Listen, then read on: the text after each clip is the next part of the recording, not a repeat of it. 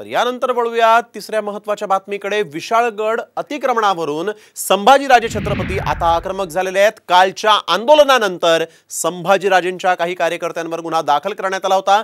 यानंतर संभाजीराजे थेट शाहूवाडी पोलीस ठाण्यामध्ये धडकले आणि तब्बल 1.5 तास संभाजीराजेंनी शाहूवाडी पोलीस ठाण्यामध्ये ठाण मांडलं।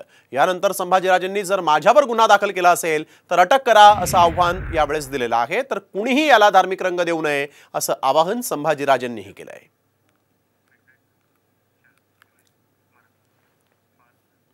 अनेक शिवभक्तांच्यावर गुन्हा नोंद केलेला आहे, तर त्यांनाच जबाबदार धरण्यापेक्षा तुम्ही मलाच जबाबदार धरा आणि माझ्यावरच गुन्हा नोंद करा। की माझ्यावर गुन्हा नोंद झाला असेल तर मला ह्या मिनिटालाच मला परत कोल्हापूरला जायची काही गरज नाही, मी इथं हजर राहतो। जे जाती रंग देण्यात यायला लागलेलं आहे, तर पहिल्यांदा जर कोणाचं अतिक्रमण जर तिथनं निघालं असेल, पहिले 2 अतिक्रमण निघालेत किंवा काढण्यात आलेले आहेत, हे या हिंदू समाजातले लोक आहेत। म्हणजे ते हिंदू मुस्लिम जे लावा लागलेले आहेत किंवा अनेक लोक त्याला अटॅच करतात, हा तो विषय नाही। माझा तो प्रामाणिक हेतूच होता की विशाळगडमधली ज्यांचं अतिक्रमण आहे, ज्यांचं नोंद आहे सरकारमध्ये, ते अतिक्रमण सगळ्यांचं निघालं पाहिजे तिथं।